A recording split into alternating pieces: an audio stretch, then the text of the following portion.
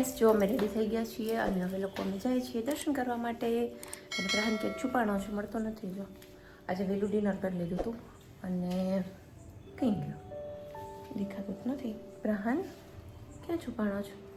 નીચે યોગ્ય લાગે જોઈ લે પાછળથી. તો આજે છે ને વહેલું ડિનર કરી લીધું હતું. 9 વાગે તો સાવ કમ્પ્લીટ કિચન સાફ રેડી અને 9:30 થયા જ. ફટાફટ કપડાં ચેન્જ કરી અને જઈએ છીએ દર્શન કરવા માટે. તો ચાલો ફટાફટ, ચલો દીકો જલ્દી કરો.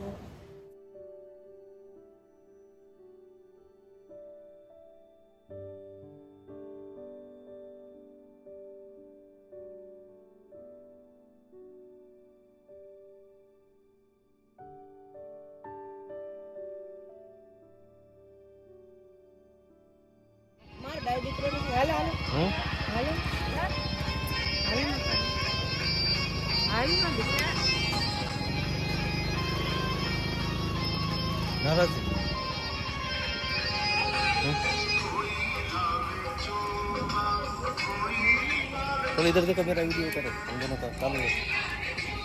પાછળ જો કેટલું સરસ આવે લાઈટ ને બધું. જો પાછળ જો લાઈટ. જાવું છે તેડી લ્યો ને, હજી ત્યાં વાર છે દીકા, ત્યાં લેટ હોય. જાવ હમણાં જઈએ છીએ. એને વાડી પ્લોટની ઓલામાં જવું છે. હાલો ત્યાં જાય, હાલો મોટી હોય ત્યાં. તો ચાલો ફ્રેન્ડ્સ, અમે લોકો છે ને જાય વાડી પ્લોટની હોડી જોવા માટે, દર્શન કરવા માટે. ચાલો. તો જો અહીંયા હોળીનો દિવસ હતો અને પ્રહાનને આવું તો વાડી પ્લોટની અહીંયા જે હોળી છે ને જોવા માટે. એટલા માટે કેમ કે અહીંયા છે ને આખું હોળિકાનું પૂતળું હોય છે, પછી જલાવે ને એના પહેલાં આખી જે આતશબાજી કરતા હોય છે. ખૂબ મજા આવે છોકરાઓને જોવાની, એટલે એને આવું હતું. પણ અમે લોકો પહોંચ્યા ત્યાં સુધીમાં તો હોલિકા પ્રગટી પણ ગઈ હતી અને ઓલમોસ્ટ જે પૂતળું છે ને નીચે પણ પડી ગયું હતું. એટલે પછી એને બહુ કાંઈ નવીન ન લાગ્યું. મેં કીધું આપણે થોડાક લેટ થઈ ગયા છે. 2 વર્ષ પહેલાં અમે જ્યારે અહીંયા આવ્યા હતા ને ત્યારે અમે શરૂઆતથી જ જોયું હતું, એટલે કંઈક અલગ જ પ્રહાન માટે એક્સપિરિયન્સ હતો. અને અહીંયા બીજો દિવસે સવારે જો મસ્ત મજાના મોર આવી ગયા છે. આ વાળું જે દ્રશ્ય છે ને એવરી ડે સવારે હું જોતી હોઉં છું. પહેલાં હું મારા હરેક વિડીયોમાં સવારનું લેતી, પછી મને એમ થાય કે ઘણા લોકો બોર થઈ જતા હશે, ક્યાં શું રોજ રોજ સવારમાં મોર દેખાડે છે. એટલે પછી હમણાંથી હું નથી લેતી વિડીયોમાં. બાકી જો આજે તો છે ને 3 મોર અને 2 ઢેલ હતી, એટલે આટલું બધું સરસ આજે વાતાવરણ જોવા મળે ને એ કંઈક અલગ જ હોય છે એક્સપિરિયન્સ. અને આ બધા જ મોર અહીંયાથી ઉડીને અમારી ટેરેસ ઉપર જશે, એટલે એકદમ બ્લેસ્ડ ફિલિંગ થાય જ્યારે આ ટાઈપનું કુદરતી વાતાવરણની વચ્ચે આપણે રહેતા હોય ને ત્યારે. પછી છે ને હમણાંથી મેં થોડુંક વેઇટ લોસ માટેનું ડાયટ સ્ટાર્ટ કર્યું છે. પહેલાં થોડુંક હેલ્ધી ઇટિંગ કરીશ, પછી ધીમે ધીમે છે ને એ ડાયટમાં અમુક પોર્શન કંટ્રોલને બધી વસ્તુ કરીશ. એટલે અત્યારે બ્રેકફાસ્ટમાં હું લેવાની છું ઓટ્સ અને ચિયા સીડ્સનું પુડિંગ કહેવાય. રાત્રે છે ને મેં જો ઓટ્સ લીધા છે, એમાં 3 ચમચી જેટલા ચિયા સીડ્સ લીધા છે અને પ્રૂન્સ કરીને છે ને ડ્રાય ફ્રૂટ જેવું આવે કે મારી પાસે હતા, તો એ મેં એડ કર્યા છે. અને દૂધ થોડું નાખ્યું છે. અહીંયા મેં ગાયનું દૂધ લીધું છે, એ પણ મલાઈ વગરનું લીધું છે, એટલે એકદમ લો ફેટ મિલ્ક હોય. અને પછી એને ફ્રીજમાં રાખી દેવાનું. સવારે એની ઉપર પલાળેલી બદામના ટુકડા કર્યા છે, 2 અખરોટ નાખ્યા છે અને થોડું હની એડ કર્યું છે. અહીંયા હું કોઈ પણ એક ફ્રૂટ લેતી હોઉં છું, બટ મેં જે પ્રૂન્સ એડ કર્યા છે ને એનાથી આમાં સરસ એક સ્વીટનેસ આવી જતી હોય છે, એટલે મેં બીજું કોઈ સ્વીટનર એડ નથી કર્યું અને કોઈ ફ્રૂટ્સ પણ નથી લીધા. અને પમ્પકિન સીડ્સ ઉપરથી એડ કર્યા છે. અને જો આ મસ્ત મજાનો બ્રેકફાસ્ટ છે એ રેડી છે. આ બ્રેકફાસ્ટ બહુ જ ફિલિંગ હોય છે, હેલ્ધી હોય છે અને સવારે ખાધો હોય ને તો ઓલમોસ્ટ લંચ ટાઈમ સુધી છે ને ભૂખ નથી લાગતી. રિયલી જો તમારે વેઇટ લોસ કરવો હોય ને તો આ બ્રેકફાસ્ટ છે ને એ જરૂરથી તમે ટ્રાય કરજો. એ પછી બસ જો નાહી ધોઈ અને આવી ગઈ છું કિચનમાં. આજે મેં જીઓ માર્ટમાંથી થોડીક દાળ મંગાવી છે. થોડી બધી દાળો ખતમ થવા આવી હતી હમણાંથી. હવે કઠોળ બનવાનું વધારે થશે, કેમ કે જેમ ઉનાળો આવશે ને એમ બપોરના કઠોળ થશે અને રાતના કોઈ લીલું શાકભાજી, કેમ કે અત્યારે હવે કંઈ ભાવે જ નહીં. ઉનાળામાં એક તો જો શાકભાજી પણ નહીં આવે, એટલે અત્યારથી જ ધીમે ધીમે કઠોળ બનાવવાની મેં શરૂઆત કરી દીધી છે. અને આમ પણ અમારા ઘરમાં કઠોળ ખૂબ જ ખવાય છે. મારા હસબન્ડને દાળ અને કઠોળ એ ખૂબ જ ભાવતા હોય છે, એટલે લગભગ હવેથી હું રોજે એ જ બનાવીશ. તો અહીંયા થોડી ઘણી જે કાંઈ બી દાળને ઘટતું હતું, ચોળા ઘટતા હતા, એ બધું મંગાવ્યું છે અને બધું જ ભરીને પાછું રાખી દીધું છે. હવે નવી કંઈક રેસીપી પણ શીખવી પડશે, કેમ કે હવેથી પ્રહાનને ફર્સ્ટમાં આવી જશે તો એની પણ ફૂલ ડે સ્કૂલ થઈ જશે, તો એના માટે બી 2 લંચ બોક્સ મોકલવાના થશે. તો એમાં પણ કંઈક નવી વેરાયટીઓ પણ જોવી પડશે. વહેલું ઉઠી અને એ પણ પ્રિપેર કરવાનું થશે. એટલે હવે જોઈએ, એપ્રિલથી થોડુંક રૂટીન બધું ચેન્જ થવાનું છે મારું. તો અહીંયા છે ને જો આ વ્હાઈટ ચોળા ખતમ થઈ ગયા હતા, એટલે એ પણ મંગાવી લીધા છે. વાલ મંગાવ્યા છે. તો આ વખતે છે ને વાલ મોટા આવ્યા છે. લાસ્ટ ટાઈમ જે મેં બનાવ્યા હતા એ નાની સાઇઝના હતા. એ છે ને જલ્દી કૂક થઈ જાય. બાકી વાલને ચડતા બહુ ટાઈમ લાગે. રાતે પલાળીને રાખ્યા હોય તો સવારે તો પણ એમાં 4-5 સીટી તો મારવી જ પડે. એટલે બસ જો બાકી બધું જ કઠોળ છે એ ભરી અને રાખી દેવાનું છે. હું છે ને હવે અહીંયા થોડું જ ગ્રોસરી મંગાવું છું. જો ખતમ થવા આવે તો પાછી થોડીક મંગાવી લેતી હોઉં, એટલે છે ને પેકેટ્સને સાચવવા ન પડે. હા, કે મીઠું છે, ખાંડ છે, ચાની ભૂકી છે, એ બધી થોડી ક્વોન્ટિટીમાં મંગાવતી હોઉં કે એક ખતમ થઈ જાય તો બીજું સ્ટોકમાં રહે. બાકી કઠોળ ને બધી વસ્તુ એવી છે કે લાસ્ટ જો મેં કાલે ચોળા બનાવ્યા હતા તો પછી મેં આજે મંગાવી લીધા કે જેથી કરીને ડબ્બો ધોવાઈ જાય તો એ પાછો ભરાઈ જાય. એટલે બધા જ કઠોળના ડબ્બાને ડિવાઈડ કરીને જ રાખી દીધું છે બધી વસ્તુ. અને દાળ, જે મિક્સ દાળ છે એ મેં 2 પેકેટ અલગ મંગાવ્યા છે અને થોડી એવી એક ટાઈમ થાય ને એટલી પડેલી છે, તો પછી હવે એ યુઝ થઈ જશે એટલે એમાં ફિલ કરી દઈશ. અને કાલે વાડીએથી છે ને આખા જ જીંજરા આવેલા છે, પોપટા, ચણા લીલા. તો પછી મેં અમારા જે સ્ટાફ છે કે એમને મેં કીધું હતું કે બધા જ પોપટા છે એ કાઢી અને આપી દઈ મને. તો એ કાલે છે ને ટેરેસ ઉપર લઈને જતા રહ્યા હતા. અને લાસ્ટ ટાઈમ જ્યારે મેં કાઢ્યા હતા ને તો બહુ જ ટાઈમ લાગ્યો હતો. એટલે મેં કીધું આ વખતે મારે ટાઈમ વેસ્ટ નથી કરવો, એટલા બધા કાઢતા મને કેટલો ટાઈમ લાગત.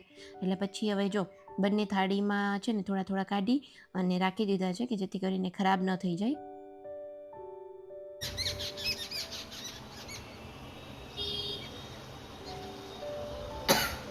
बैक को किसी बड़ी इंजरी से बचा रहे हैं। नंबर 2 पे स्टाइल्स के प्रेशर, स्टाइल्स क्लैशिंग। ओपोनेंट को हमेशा अपना फेस ऊपर रखना चाहिए, कभी नीचे नहीं देखना चाहिए, वरना उनके बैक में इंजरी हो सकती है। હેલો, નમસ્તે ફ્રેન્ડ, સ્વાગત કરું છું ફરીથી બધાનું એક નવા વિડીયોમાં.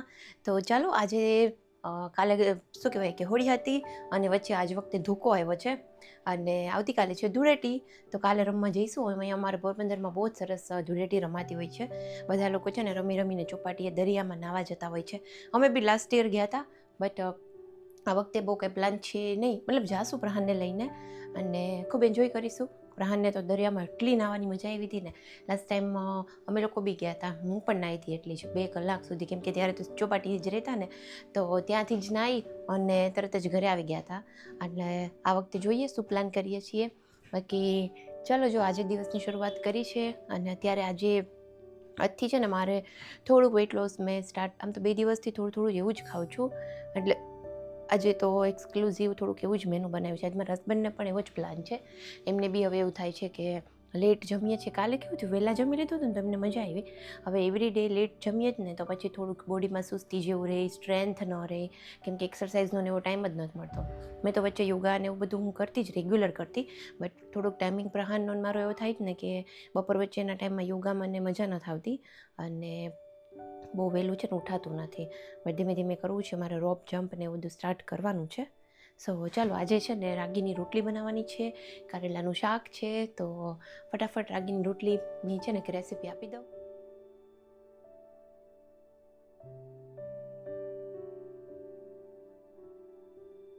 તો અહીંયા છે ને મેં અરાઉન્ડ 3 થી 4 ચમચી જેટલું પાણી લીધું છે.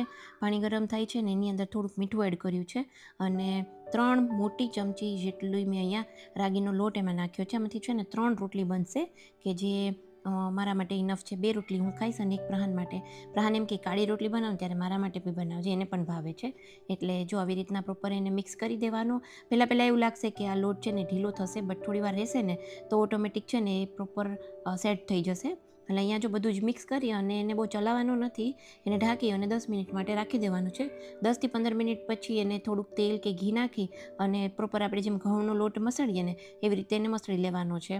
અને હવે ફટાફટ બનાવી નાખીશું કારેલાનું શાક. તો જો કારેલાના શાક બનાવવા માટે મેં છે ને આજે સવારે જ કારેલાને આવી રીતના ઝીણા કટ કરી એમાં હળદર, મીઠું અને લીંબુ નાખી અને રહેવા દીધા હતા.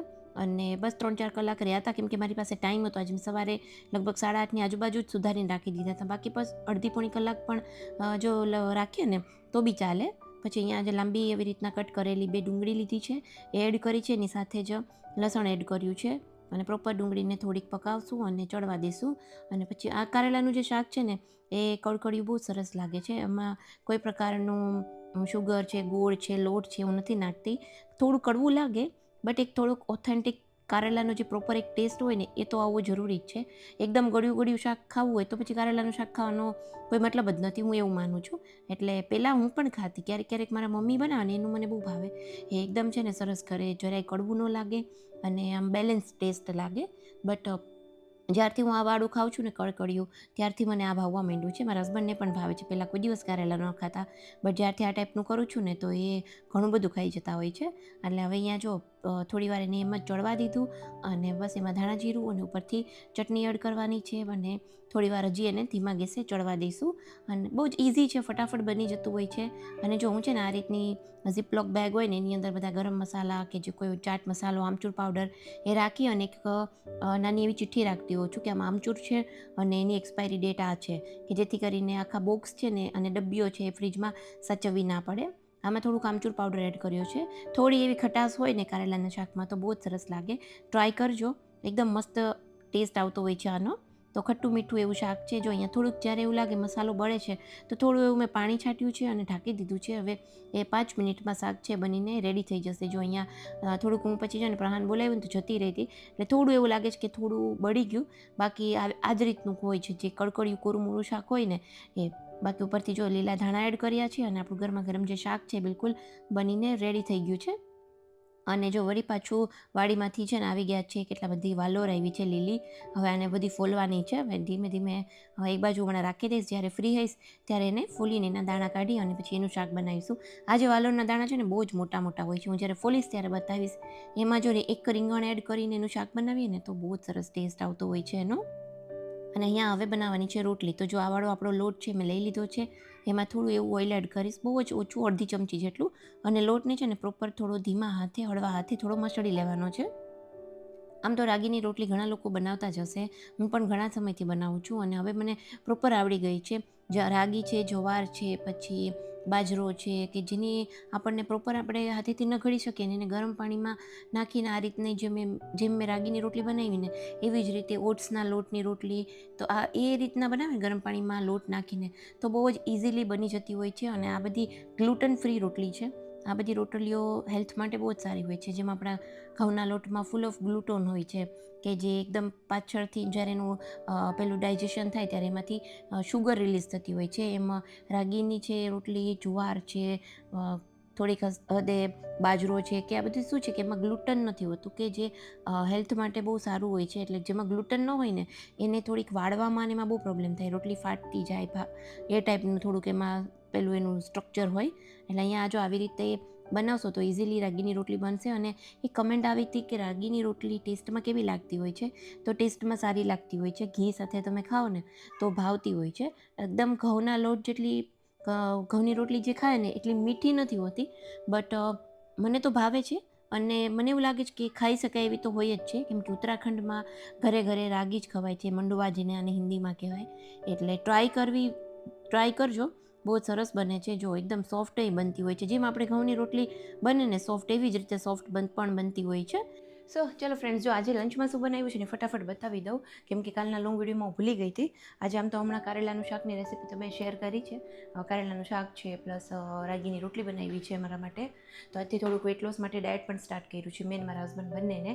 એમને પણ એવું થાય છે કે થોડુંક જમવાનું ને બહુ લેટ થઈ જાય ને ટાઈમિંગ્સ, તો કે બેટર છે કે થોડુંક ચણા લઈ. એમને જ્યારે ડાયટિંગ કરવું હોય ને એમનું એવું બોડીનું સ્ટ્રક્ચર છે કે એમને જ્યારે ઈચ્છા હોય ને ત્યારે એ વેટ લોસ કરી શકે. અને એનું વેટ મતલબ વધી જાય ને જ્યારે એમને એમ થાય ને કે નહીં મને હવે વેટ લોસ કરવો છે, એટલે એમનું વેટ તરત ઉતરી પણ જાય. એ જો ઓનલી 2-3 દિવસ, 4 દિવસ, 5 દિવસ ખાલી ચણા જ ખાશે બાફેલા તો, અને રોટલી ખાશે. આજે તો મેં બનાવ્યું છે એવી જ રીતના કે લેસ ઓઇલવાળી સબ્જી બનાવી છે. તો હવે જોઈએ એમને શું ચાલે છે. એટલે મેં પણ આજે મારું થોડુંક ડાયટ અકોર્ડિંગ જ શું કહેવાય આજનું મેનુ છે. તો ચાલો ફટાફટ બતાવી દઉં. અને પછી આજના વિડીયોમાં જો પોસિબલ થશે ને તો મારું પર્સ કલેક્શન બતાવીશ, કેમ કે મારે ખાનું સાફ પણ કરવાનું છે અને આજે રાતે રસોઈ નથી કરવાની. આજે અમારે એક વાળનું ફંક્શન હોય ને, ત્યારે હોળીની વાળ કરે ને, પહેલો દીકરો આવ્યો હોય એના માટે, તો ત્યાં અમારે એક ડૉક્ટરમાં ફંક્શનમાં જમવા માટે જવાનું છે. તો ઓલમોસ્ટ હવે જો અત્યારનું કુકિંગ થઈ ગયું છે, રાતે કંઈ કુકિંગ કરવાનું નથી. સો મેં કીધું એ મારું જે પર્સ કલેક્શન બતાવી દઉં, સાથે સાથે મારો જે ડ્રોવર છે એ ખાનું છે એ પણ સાફ થઈ જશે. સો ચાલો ફટાફટ લંચમાં શું છે એ જોઈ લઈએ. તો જો સૌથી પહેલાં તો લીધા છે બાફેલા ચણા મીઠું નાખીને. પછી અહીંયા છે મસ્ત જો સેલેડ છે. પછી અહીંયા બનાવ્યું છે કારેલાનું શાક છે, કડકડિયું શાક. આવું જ મને મારા હસબન્ડને બંનેને ભાવે. અહીંયા છે કેરી, મારા માટે બનાવી છે રાગીની રોટલી. આમાં છે સાદી રોટલી, ખુલતું નથી. અને એમાં છે દહીં. તો ચાલો જો આ છે એકદમ આપણી વેટ લોસવાળી થાળી. આટલું ખાધા પછી કંઈ મને એવું લાગતું નથી કે ઘડીકમાં પાછી ભૂખ લાગે. અને આ જો પહેલાં સલાડ ખાઈશ હું, પછી ચણા ખાઈશ અને રોટલી ને શાક લાસ્ટમાં ખાઈશ. રાગીની રોટલી કરી છે મેં. ચાલો બરાબર છે. તો ચાલો ફ્રેન્ડ્સ, જો સાંજનો ટાઈમ છે અને શું કહેવાય, ચા પી લીધી છે. બસ થોડી વાર સૂઈ ગઈ હતી. હમણાંથી તો છે ને બપોરે ઊંઘ આવી જ જાય છે થોડી વાર. આમ મારા હસબન્ડ થોડા વહેલા જમી લે ને તો મને મજા આવે છે. જમી લે તો મારી બપોરે થોડી વાર ઊંઘ સરસ થઈ જાય. અને ઉઠીને પછી છે ને એકદમ ફ્રેશ થવા માટે થોડીક ચા તો પીવી જ પડે. ચા વગર ન ચાલે. આમ ચા છોડવી છે પણ ચા છોડાતી નથી. થોડીક પીવા તો જોઈએ જ છે. આમ થોડીકે નહીં, એમ થઈ જાય કે કપ એક તો જોઈએ જ જાય છે. સો ચા પીધી. પ્રહારને જો નવડાવ્યો છે કે મોડો ઉઠ્યો હતો ને, પછી જમ્યું ને થોડુંક એનું ડ્રોઈંગ ને બધું કરતો હતો. પછી અત્યારે નવડાવ્યો. મેં જવાનું છે તો હું રેડી થાઉં છું. એ પહેલાં તને નવડાવી દઉં, કેમ કે પછી સાડી પહેર્યા પછી તો મને કંઈ કામ કરવું ન ગમે. પછી આમ એકદમ ખીલ્લો થઈને બેસી જાઉં એક બાજુ. એટલે સાડીમાં એટલું આમ કમ્ફર્ટેબલ નથી લાગતું. બટ એટલે મેં છે ને આ વાળી જો આ સાડી કાઢી છે, હું બતાવું હમણાં, આખી ખોલીને બતાવું. એન્ડ આ સાડી છે ને મારા મમ્મી લાવ્યા હતા મારા માટે. એ કલકત્તા ગઈ હતી કદાચ, ત્યાંથી લાવી હતી. આમ સિમ્પલ સાડી છે આખી, બટ અત્યારે રાતે છે ને સારી લાગશે, આમ ચમકશે. જો અત્યારે બી આમ સાઇન સરસ છે. તો આવી રીતના હું છે ને કવરની અંદર સાડી અને બ્લાઉઝ રાખી દેતી હોઉં, ઇસ્ત્રી કરીને કે ડીસી કરાવીને, જે કંઈ હોય ને એવી રીતે. અને આનો છે ને મેં ચણિયો નથી લીધો, કેમ કે એકાદી વાર મેં પહેરી હતી ત્યારે મેં મમ્મીનો ચણિયો હતો. મને અત્યારે હું આ ચણિયા સાથે પહેરી લઈશ. આ વાળો જે છે ને બેજ કલર, આ મેં ડોલી જૈનનો લીધો છે, ડીકોટ. આ મારા નણંદના મેરેજમાં મેં લીધો હતો. મારી સાડી જે છે ને, અમારા ઘરનું વાસ્તુ પૂજન અમે કરેલું છે, એમાં મેં સાડી પહેરેલી છે. તો એની સાથે મેં આ ચણિયો લીધો હતો, કેમ કે ત્યારે મેં 2 હેવી સાડી લીધી હતી. તો મને ઈચ્છા હતી. અને આ ચણિયા ખરેખર આના બહુ સરસ આવે છે. એટલું કમ્ફર્ટ ને એટલા સ્ટ્રેચી ને એટલા સરસ છે. અને સાડી જો કે મને પ્રોપર પહેરતા નથી આવડતી, બટ આ ચણિયા છે ને એના લીધે હજી હું છે ને થોડીક સાડી મેનેજ કરી શકું છું. બાકી પહેલાં દેશી કોટનના ચણિયા આવે ને એમાં મારાથી સાડી પહેલાં સાવ મેનેજ જ ન થતી. એટલે આ વાળા ચણિયા, એટલે આ ચણિયો આ કલર છે ને એવો છે કે મોસ્ટ ઓફ ઘણી બધી સાડીમાં મારે ચાલી જાય છે. એટલે અત્યારે બી આ સાડીમાં કલર ચાલશે, ચાલી જશે. એન્ડ આ છે એકદમ આમ સિમ્પલ સાડી છે. પલ્લુ લગભગ આનો કંઈ છે નહીં. હા, આ જ પલ્લુ છે. પલ્લુમાં ખાલી આ રીતનો પટ્ટો છે. અને ઓકેઝન જે છે એ રીતનું આ પરફેક્ટ છે સાડી. સિમ્પલ, સોબર અને કમ્ફર્ટેબલ. મેઇન તો એ કોટનની છે. સો ચાલો ફ્રેન્ડ્સ, જો આવી ગઈ છું હું પાછી ઘરે. અને ગરમી બહુ જ લાગે યાર, સાડી પહેરીએ ને એટલે આમ છે ને રહી ન શકીએ. બટ હોપફુલી થોડી વાર જ હતું એટલે જઈને બસ આવી ગયા છીએ. અને સરસ હતું ફંક્શન. ચાલો હવે ફટાફટ રેડી થઈ જાઓ, ચેન્જ કરી નાખું અને પાછા હતા એવા કપડામાં આવી જઈએ. અને એડ્રેસમાં તો વધારે મજા આવે.